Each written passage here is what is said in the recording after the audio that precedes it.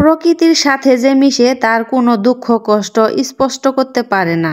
পৃথিবীর যত সমস্যা শুধু মানুষের, পশু পাখির কোনো সমস্যা নাই। আপনি কি কখনো লক্ষ্য করেছেন আপনার পালিত অথবা রাস্তায় বিড়াল কুকুরের কখনো খাবার সংগ্রহ করে রাখতে? কখনোই দেখিনি, কারণ তারা আগামীকালের চিন্তা করে না। আপনি তাকে যতটুকু খাবার দিবেন বিড়ালটা ঠিক ততটুকুই খাবে, যতটুকু খেয়ে তার পেট ভরবে ঠিক অতটুকুই খাবে। তারা কিন্তু কাল পরশু তরশু মা আগামী দিনের চিন্তা করে জমায় রাখে না। কিন্তু আমরা মানুষরা দেখেন, পাহাড় সমান যদি টাকাও জমায়, ধন সম্পদ কোনো কিছুর অভাব নাই, বাড়ি গাড়ির অভাব নাই, তারপরও আমরা বলি আমাদের আরো লাগবে আরো লাগবে আরো লাগবে, মানে কোনো শুকরিয়াই নেই আমাদের। আর এটাই হচ্ছে আমাদের মেনলি মানুষের সমস্যা।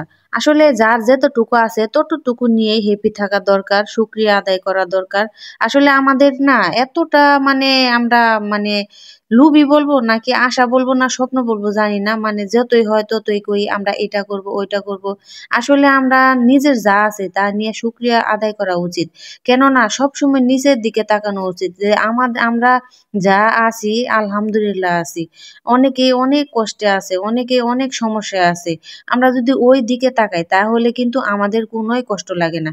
কিন্তু আমাদের চেয়ে যারা ভালো আছে তাদের দিকে যদি তাকাই তখন কিন্তু মনটা খারাপ হয়ে যায়। আরে আমাদের থেকে তো ওরা অনেক ভালো আছে, অনেক টাকা পয়সা আছে, কেন রে ভাই আমরা ওদিকে তাকাবো কেন? আমার যা আছে সেটা নিয়ে আমি শুকরিয়া আদায় করব। অন্যটার দিকে যত তাকাবো তত মন খারাপ হবো।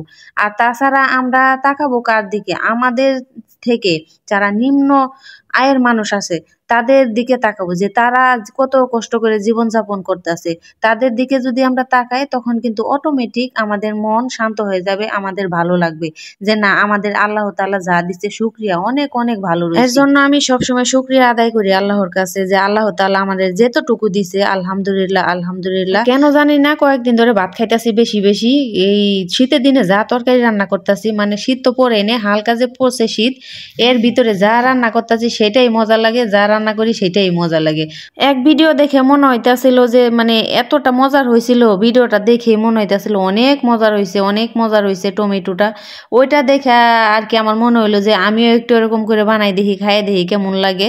তো এই যে মুরগিটা রান্না শেষ হওয়ার পরে এই যে ওরকম করে টমেটোটা যে বানাইতেছি, যে গরম ভাতের সাথে মনে হয় মজাই লাগবো।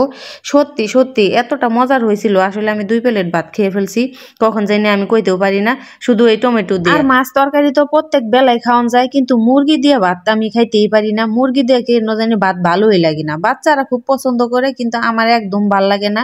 আমি শুধু এই টমেটো দিয়ে খাইছি।